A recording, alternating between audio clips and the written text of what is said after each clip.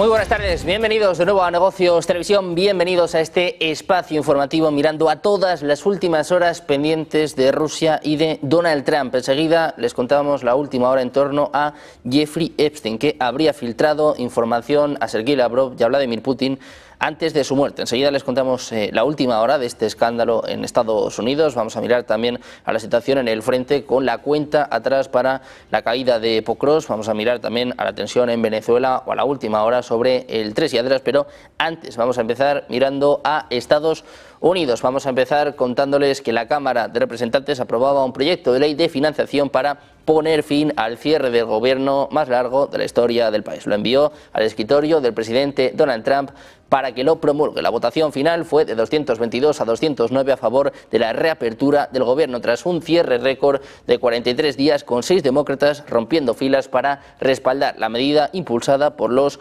republicanos. El cierre de gobierno duró 43 días y se convirtió en el más largo de la historia estadounidense, afectado con la cancelación de miles de vuelos domésticos, así como la paralización de los salarios de más de 1,3 millones de trabajadores federales.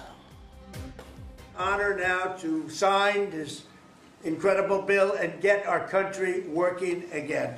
Thank you.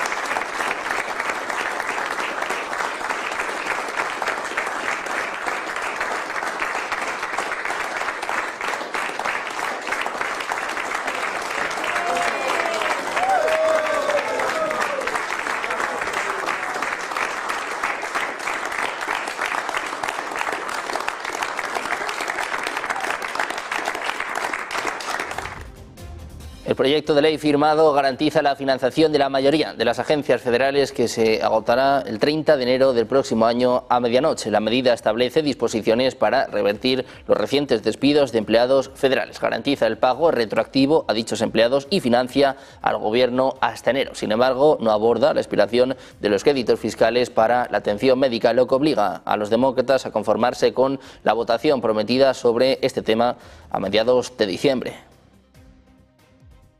Seguimos mirando a Estados Unidos y es que Donald Trump señala directamente a los demócratas. Le culpa sobre el Obamacare, dice precisamente que va a acabar con el Obamacare y dice que el cierre del gobierno ha supuesto un enorme daño para Estados Unidos. 7 weeks, the Democrats' shutdown has inflicted massive harm. They caused 20,000 flights to be canceled or delayed. They departed so many times, so late. People were hurt so badly. Nobody's ever seen anything like this one. This was a no-brainer. This was an easy extension. But they didn't want to do it the easy way. They had to do it the hard way. And they look very bad, the Democrats do. They deprived more than 1 million government workers from their paychecks and cut off food stamp benefits for millions and millions more Americans in need. They caused tens of thousands of federal contractors and small businesses to go unpaid, and the total effect of the damage their antics caused will take weeks and probably months to really calculate accurately, including the serious harm that they did to our economy and to people and to families. So I just want to tell the American people, you should not forget this. When we come up to midterms and other things, don't forget what they've done to our country. I also want to call for a termination to the filibuster so that this can never happen. I'm always willing to work with anyone, including the other party. We'll work on something having to do with health care. We can do a lot better. We can do great. So much money is involved, and we're willing to pay so much money to the people. So we're going to pay a lot of money to the people. They're going to go out and buy their own health care, and we're going to forget this Obama. Los efectos de la ley aprobada que podrían comenzar a ser visibles desde este jueves, cuando miles de trabajadores vuelvan a sus puestos de trabajo. El presidente de la Cámara de Representantes de Estados Unidos decía que espera que la Cámara Baja del Congreso derogue una cláusula en la financiación del gobierno que permita a los senadores demandar por hasta $500.000 si sus registros telefónicos fueron obtenidos sin previo aviso. Johnson declaraba que habló con el líder de la mayoría del Senado sobre la disposición y que Thune lamentaba la forma en la que se había hecho. Explicaba que el texto se añadió a última hora sin su conocimiento. Decía que los miembros le insistieron para que supiera si estaba al tanto de este cambio, a lo que respondía que no. Johnson decía que el Senado también va a proceder a derogar la norma después de que la Cámara de Representantes actúe.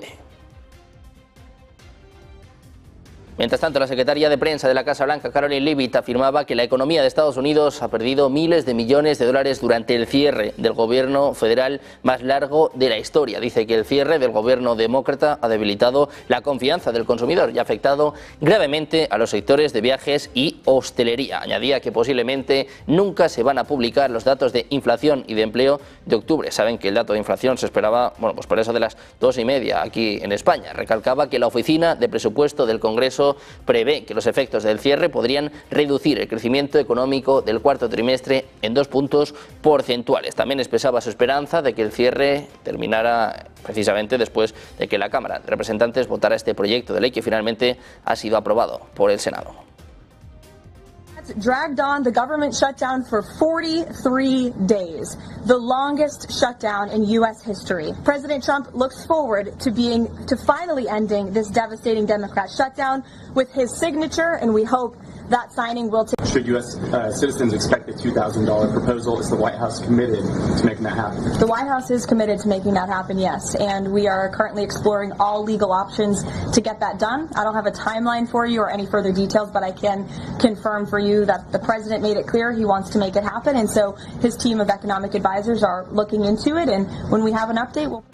Además, el presidente de la Cámara de Representantes de Estados Unidos, Mike Johnson, decía que va a someter a votación la próxima semana una medida que obliga al Departamento de Justicia a publicar todos sus archivos relacionados con el caso de Jeffrey Epstein. Decía que va a someterlo a votación en el Pleno la semana que viene. Mientras tanto, recordaba que el Comité de Supervisión ha estado trabajando sin descanso en su propia investigación. Los demócratas de un comité del Congreso estadounidense publicaron varios documentos nuevos del patrimonio de Epstein que sugieren que Trump pasó tiempo en la casa de Epstein con una de las víctimas. Un correo electrónico escrito por Epstein también implicaba a Trump.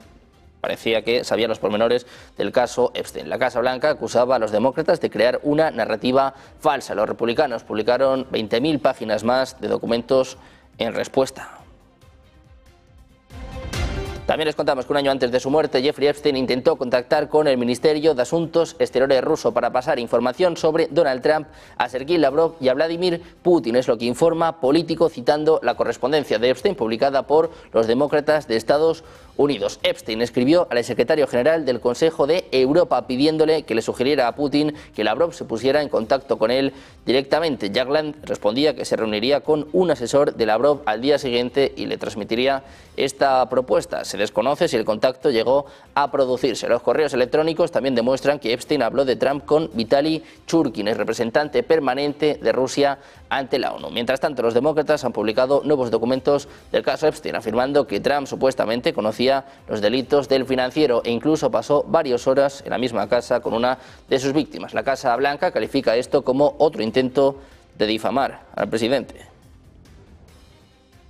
Precisamente vamos a escuchar a la Casa Blanca. La secretaria de prensa decía este miércoles que los correos electrónicos inéditos del patrimonio de Epstein demostraban que Donald Trump no hizo nada malo. Dice que no prueban nada, salvo que Trump no hizo nada malo. Revela que la víctima de trata, cuyo nombre ya se ha hecho público y que pasó horas con Trump, era Virginia Giuffre, quien falleció en abril. Leavitt añadía que CBS ha informado recientemente que Giuffre sostenía que nunca presenció nada inapropiado, que el presidente Trump siempre fue extremadamente profesional y amable con ella. Leavitt también afirmaba que la controversia en torno a los archivos de Epstein es un engaño fabricado por el Partido Demócrata y que no era coincidencia que los correos electrónicos se filtraran esta mañana antes de que se reabriera el gobierno. Emails prove absolutely nothing other than the fact that President Trump did nothing wrong. And what President Trump has always said is that he was from Palm Beach and so was Jeffrey Epstein. Jeffrey Epstein was a member at Mar-a-Lago until President Trump kicked him out because Jeffrey Epstein was a pedophile and he was a creep. And this email you refer to with the name of a victim that was unredacted now and has since been reported on in this room, so I will go ahead and say it, Virginia Giuffre.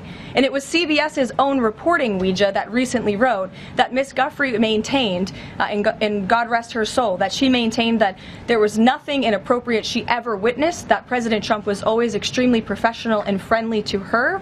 And so I think it's a question worth asking the Democrat Party, and you should all go ask them after this briefing, of why they chose to redact that name of a victim who has already publicly made statements about her relationship with Jeffrey Epstein and is unfortunately no longer with us.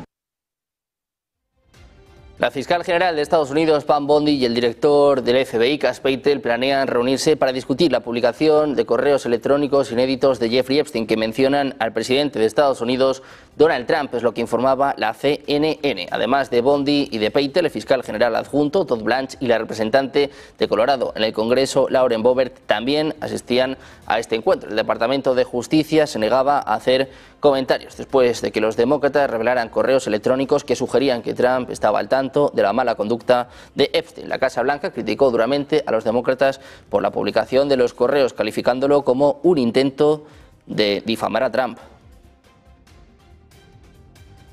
En Estados Unidos miramos también a su secretario de Estado, a Marco Rubio, que anunciaba que Washington mantiene una vigilancia estrecha sobre el creciente potencial nuclear de China, una preocupación que quedó reflejada en el comunicado final de la reciente cumbre del G7, es lo que apuntaba el secretario de Estado de Estados Unidos, quien refería preocupaciones de larga duración en torno a este tema. Decía que los chinos están llevando a cabo el incremento de poderío militar más rápido de la historia de la humanidad y parte de ello es la expansión de sus capacidades nucleares. Así que decía el propio Rubio que obviamente no pierden de vista esto y que a todos les preocupa. Este es el mensaje de Rubio sobre la preocupación de Estados Unidos por la fuerza nuclear de China. Trump's pledge to resume testing of our nuclear capabilities, that includes delivery systems, is on par with what other countries around the world are doing. We've got to make sure these things work and that they're safe. In terms of the Chinese nuclear program, that wasn't discussed in any of our meetings. That's something that happened at the staff level, but these are long-standing concerns. I mean, the Chinese are undertaking the most rapid military buildup in human history. So, and part of that is their expansion of their nuclear capabilities. So, obviously, we're keeping an eye on that, and I think everybody's concerned. Al ser interrogado sobre diálogos con otros miembros del G7 en relación específica con el arsenal chino, Rubio aclaraba que si bien el comunicado final reflejó formalmente la inquietud ante el ritmo y la escala del programa nuclear de Pekín, los pormenores se trataron principalmente a nivel de personal durante las deliberaciones. Respecto a la reanudación de las pruebas nucleares por parte de Estados Unidos, Rubio justificaba esta medida como un paso necesario para la modernización y la confianza en este arsenal. Dice que en cuanto a la nueva promesa de Trump de reanudar los ensayos de sus capacidades nucleares, lo que incluye los sistemas de lanzamiento, está en consonancia con lo que están haciendo otros países del mundo. Decía Rubio que hay que asegurarse de que esas cosas funcionan y de que son seguras. Mientras tanto, miramos también a Cass Patel, el director del FBI, afirmaba este miércoles que China se ha comprometido a detener la producción de los productos químicos utilizados para fabricar fentanilo, después del diálogo directo entre Donald Trump y Xi Jinping. Decía que la República Popular China ha identificado y listado completamente los 13 precursores utilizados para fabricar fentanilo. Añadía que estas sustancias están ahora prohibidas y ya no serán utilizadas por las organizaciones de narcotráfico mexicanas ni por ninguna otra organización de narcotráfico en el mundo. Según Patel, el acuerdo se alcanzó durante reuniones en Beijing con el Ministerio de Seguridad Pública, lo que representa un logro histórico, el primero de su tipo por parte de cualquier presidente para detener el flagelo del fentanilo. The People's Republic of China has fully designated and listed all 13 precursors utilized to make fentanyl effective immediately, essentially. President Trump has shut off the pipeline that creates fentanyl that kills tens of thousands of Americans. These substances are now banned, and they will no longer be utilized by the Mexican drug trafficking organizations or any other DTOs around the world to make this drug. Miramos también a Rusia para contarles que periodistas de investigación del proyecto Sistema han descubierto que Vladimir Putin ha clonado sus oficinas para disimular sus movimientos y reforzar su seguridad personal. Tanto es así que ha creado 2 réplicas de su oficina oficial en Moscú que le estarían permitiendo simular su ubicación en cualquier momento. Es lo que revela un análisis de fotografías. Un análisis de miles de vídeos ha revelado que posee al menos 3 oficinas prácticamente idénticas en Novo Ogariovo, en Sochi y en Valdai. Los interiores coinciden hasta en los más mínimos detalles, diferenciándose únicamente en aspectos menores, como por ejemplo la forma de las manijas de las puertas, los acabados de las paredes y la disposición de los objetos. Según esta investigación, el Kremlin falsifica la ubicación real de los eventos oficiales. Por ejemplo, la reunión posterior al incendio del centro comercial Zinyaya Vishnia en 2018 se anunció que tendría lugar en Novo Ogariovo, aunque en realidad ocurrió en Valdai. Valdai se ha convertido en la residencia principal de Putin. Desde principios de 2025 rara vez se la ha visto en otro lugar. La zona está protegida por 14 sistemas de defensa aérea, incluyendo 13 lanzadores Pansir. Precisamente miramos a Rusia para contarles que se ha producido un nuevo cambio decisivo en el frente del Donbass, cuando el Ministerio de Defensa ruso ha anunciado que sus tropas controlaban el 99% de la ciudad de Pokrovsk, mientras que el ejército ucraniano, la línea del frente, se retiraba a gran escala. Varias posiciones fortificadas han sido capturadas por la infantería y la artillería rusas y la batalla por el control de la ciudad está llegando a su fin. Según imágenes públicas e informes del campo de batalla, la clave de Pokrovsk, que Ucrania ha intentado mantener, está prácticamente perdida y el frente oriental ha sufrido su mayor colapso desde la caída de Bakhmut en 2023. Aunque las Fuerzas Armadas de Rusia no han reconocido oficialmente las bajas, varias posiciones cercanas han sido abandonadas. Existen informes de avances del ejército ruso en el frente norte de Mirnorad, puestos de avanzada cerca del pueblo de Rivne y la ruta T-054 que conecta el área metropolitana de Pokrovsk con Mirnorad ha sido completamente tomada por los rusos.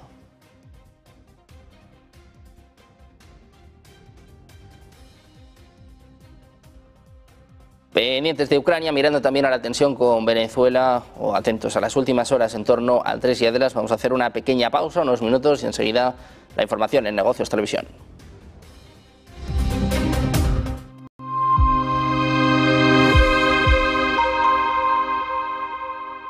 Blockchain, por ejemplo, hay una blockchain pública también conocida como sin permisos, que es aquella en la que cualquiera puede participar sin restricciones. Suele ser la más común en las criptomonedas. También hay blockchains privadas que permite a las organizaciones establecer controles sobre quién puede acceder a ella. Hay blockchains híbridas que combinan las características de las dos anteriores. Las organizaciones pueden establecer un sistema privado basado en permisos junto a uno público sin ellos. Y por último también hay blockchains federadas, cuando el proceso de consenso es controlado por un conjunto preseleccionado de nodos o de partes interesadas. Por último, vamos a comentar los beneficios de la blockchain, y es que ofrece grandes ventajas comerciales que ayudan a las compañías de muchas formas, como por ejemplo da más confianza entre las partes implicadas al ofrecer datos fiables y compartidos, reduce la necesidad de intermediarios externos, ofrece mayor seguridad, pues todos los miembros de la red deben llegar a un acuerdo sobre la precisión de los datos y las transacciones validadas son inalterables. También crea un registro a prueba de manipulaciones en tiempo real, da mayor eficiencia al eliminar el tiempo perdido en las acciones de conciliación de registros y por último permite seguir y localizar bienes o servicios a través de la cadena de suministro. Buenos días, 8 de la mañana es la figura de Charlie. Buenos días, 8 de la mañana, dicen que al oro le han bajado a la tierra después de la jornada de ayer. Seguimos en Negocios Televisión. Mañana continuamos en Negocios Televisión. Sean bienvenidos de nuevo a Negocios Televisión. Negocios Televisión. Sobre todo intentando ver lo que Europa está poniendo encima de la mesa en esos ejercicios militares.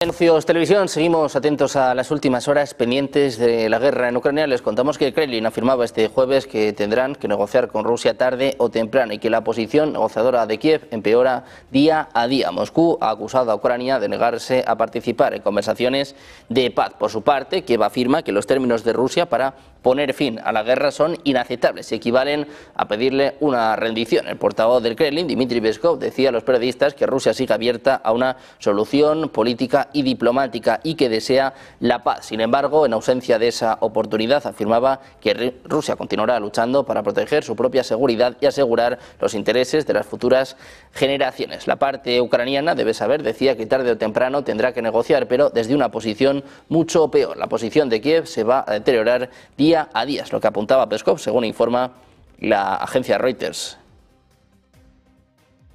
Por su parte, el ministro de Asuntos Exteriores ruso, Sergei Lavrov, expresaba su disposición a participar en la cumbre de Budapest después de que se cancelaran los planes para celebrarla el mes pasado. Decía, seguimos dispuestos a celebrar una segunda cumbre ruso-estadounidense en Budapest y se basa realmente en los excelentes resultados de Alaska. Sin embargo, aún no se ha fijado una fecha. Los contactos ruso-estadounidenses continúan, es lo que apuntaba Lavrov al Corriere della Sera. Cabe destacar que Lavrov afirmaba que Financial Times vinculó falsamente la cancelación de la cumbre con un supuesto memorándum que Rusia habría enviado al Departamento de Estado de Estados Unidos solicitando concesiones territoriales y de otro tipo a Ucrania. Acusa a Financial Times de falsificar esta información.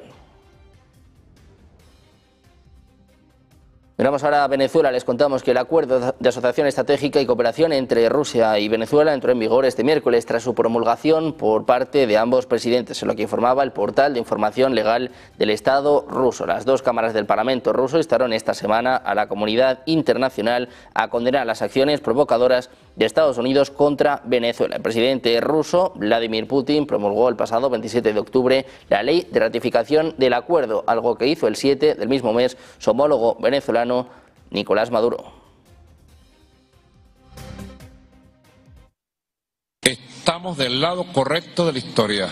Defendemos la causa más sagrada que jamás se haya defendido. Estamos en nuestra ley. Estamos en nuestra tierra. Y nada ni nadie debe pretender perturbar la paz y tranquilidad de esta tierra y de este pueblo, que es un pueblo pacífico, pero que ha demostrado en la historia que es un pueblo guerrero, capaz de todo. También decían que el acuerdo amplía la interacción entre ambos países en las esferas política y económicas, incluyendo energía, minería, transporte y comunicaciones, así como en seguridad y lucha contra el terrorismo y el extremismo. Aunque se desconocen sus cláusulas, el ministro de Exteriores de Rusia, Sergei Lavrov, negaba las informaciones sobre la petición de ayuda militar de Venezuela a Moscú a raíz de la escalada de las tensiones con Estados Unidos. Grandes potencias se han manifestado en contra de esta agresión que se da en el Caribe, de esta intimidación, de esta amenaza, ensuciando las aguas del mar Caribe con odio, con supremacismo, con intención de imposición y de hacer del mar Caribe un mar cerrado para los intereses de los Estados Unidos. El secretario de Estado de Estados Unidos, Marco Rubio, negaba que Reino Unido haya dejado de compartir información de inteligencia sobre embarcaciones de narcotráfico debido a la preocupación por los ataques de la administración Trump en el Caribe contra los cárteles de la droga. Esta era la explicación de Rubio. With me, maybe they've expressed it to the media, but they haven't with me directly. You know, I think other ones are aware of what's happening, but I don't think no one's raised it with me directly. Certainly didn't raise it today. También les contamos el escándalo en Ucrania. Los ministros de Energía y de Justicia han presentado su renuncia después de verse involucrados en un escándalo de corrupción relacionados con contratos millonarios en el sector energético. Svitlana Grinchuk, titular de Energía, y German Galusenko, de Justicia, dejaron sus cargos poco después de que el presidente Volodymyr Zelensky dijera públicamente que ninguno podía seguir en funciones tras revelarse una investigación sobre desvío de fondos públicos en la empresa nuclear Energoatom. El presidente Zelensky declaraba que estos hechos ponen en entredicho la confianza del gobierno y la credibilidad de Ucrania ante sus socios internacionales.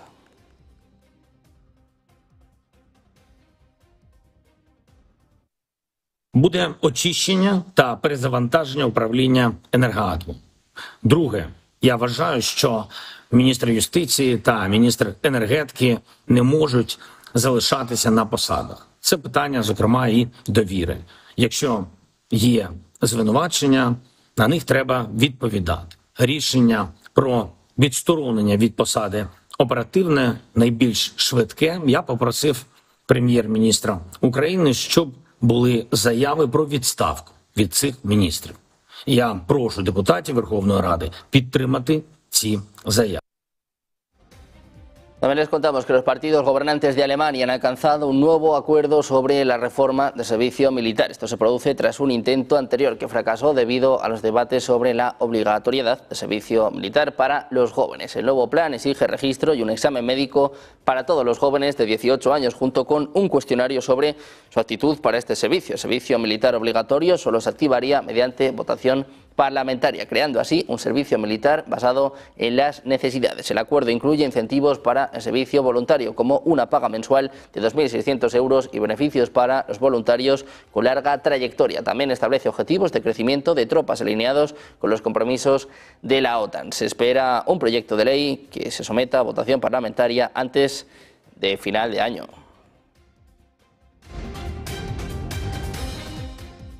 También miramos a Israel para contarles que el gobierno israelí busca negociar un nuevo acuerdo de seguridad militar de 20 años con Estados Unidos que incorporaría disposiciones de Estados Unidos primero para obtener el apoyo del gobierno estadounidense. Es lo que informa Axios este jueves citando a funcionarios israelíes y estadounidenses. Según el informe actual, si bien el memorando de entendimiento de 10 años no expira hasta 2028, Israel busca concluir el nuevo acuerdo el próximo año y duplicar su duración habitual. El informe también señala que las autoridades israelíes esperan que la asistencia anual supere los 4.000 millones de dólares anuales contemplados en el acuerdo actual. La propuesta israelí sugiere además que parte de los fondos podrían destinarse a investigación y desarrollo conjuntos entre Estados Unidos e Israel, en lugar de únicamente a la ayuda militar directa. Decía, esto es un pensamiento innovador. Queremos cambiar la forma en que manejamos los acuerdos anteriores y hacer mayor hincapié en la cooperación entre Estados Unidos e Israel. Dice que además a Estados Unidos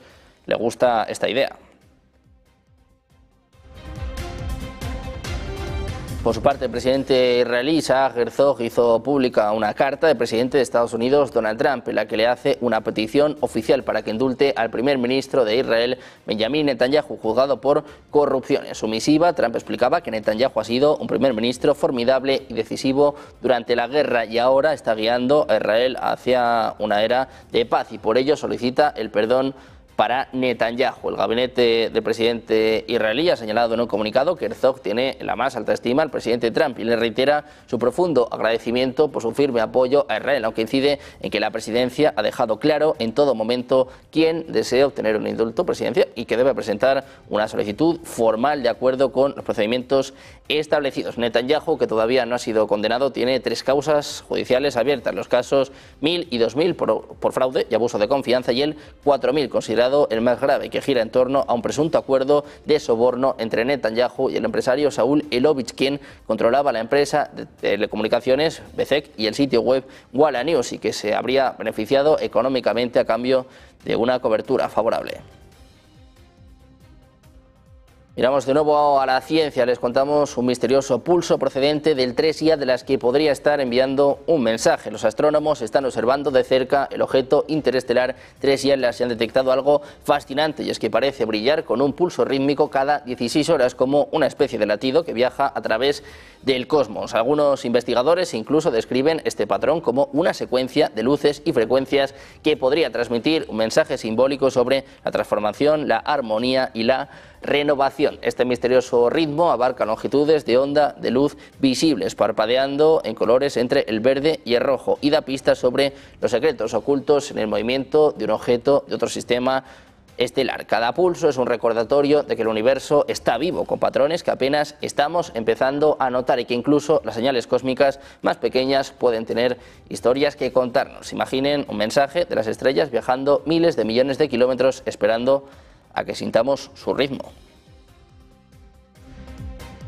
Hace 3 días la comunidad científica volvió a pasar su mirada al cometa interestelar 3I Atlas tras superar su perihelio, el punto más cercano al Sol. El pasado 29 de octubre varios expertos han advertido sobre la posible desintegración del objeto celeste. Decían que la drástica pérdida de masa y el aumento de brillo del 3I Atlas en el perihelio fueron evidencia de su desintegración. Es la pregunta que se planteaba. Decían que la fragmentación habría aumentado la superficie de su material, dado que la relación superficie-masa es inversamente proporcional a radio característico de los fragmentos. Un aumento de la superficie de al menos un factor de 16 requiere que 3I Atlas se fragmentara en al menos 16 pedazos iguales y posiblemente muchos más, es lo que detallaba en uno de sus últimos anuncios el astrofísico de Harvard, Avi Loeb, quien ha protagonizado un seguimiento casi diario de las novedades de este cometa. De hecho, en palabras de Loeb, esta fragmentación significaría que 3I Atlas habría explotado en el perihelio. Decía, estábamos presenciando el espectáculo resultante. En otras palabras, la imagen más reciente implica que 3I Atlas fue diezmado por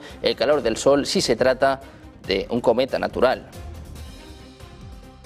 La Administración Nacional Oceánica y Atmosférica de Estados Unidos ha advertido que las tormentas geomagnéticas seguirán afectando el campo magnético terrestre tras el impacto este miércoles de una nueva eyección de masa coronal, una expulsión de plasma proveniente de la atmósfera externa del Sol. Esta última CME está vinculada a la llamarada solar de clase X 5.1 registrada este martes, que incrementó la opción de que se produzcan tormentas geomagnéticas extremas. Esto depende en gran medida de la orientación del campo magnético terrestre. De acuerdo con la NOAA, la alta velocidad del viento solar y los periodos de orientación favorable del campo magnético han intensificado las tormentas geomagnéticas hasta niveles G1 y G3 y todavía existe la opción de tormentas G4, es decir, tormentas severas. También ha mencionado que la intensidad magnética del CME aumentaría la actividad boreal en la pasada noche. También les contamos que los neandertales aparecieron en Eurasia hace unos 400.000 años y fueron la especie de homínidos predominante en la región hasta la llegada de los humanos modernos hace aproximadamente 40.000 años. Se han planteado varias hipótesis sobre su extinción, incluyendo desastres climáticos, enfermedades o la competencia por recursos con los humanos. Incluso algunos científicos han sugerido que los neandertales podrían haber sido eliminados por nuestra especie en un tipo de genocidio prehistórico. Sin embargo, ojo con esto, los investigadores ahora sostienen que es posible que los neandertales nunca se hayan extinguido por completo. Su desaparición pudo deberse a la asimilación genética causada por repetidos episodios de mestizaje con los humanos ocurridos a lo largo del tiempo. Para evaluar esta nueva teoría se ha diseñado un modelo matemático basado en genética de poblaciones y deriva neutra que simula oleadas frecuentes de migración de Homo sapiens en pequeñas comunidades neandertales, sin suponer que ninguna especie tuviera ventaja. Los neandertales podrían no haberse extinguido, podrían estar todavía entre nosotros. Pendientes de las últimas horas, mirando a la ciencia, nosotros enseguida ponemos el foco de nuevo en la geopolítica. Vamos a hacer una pequeña pausa, un par de minutos y enseguida el mejor análisis. Negocios Televisión.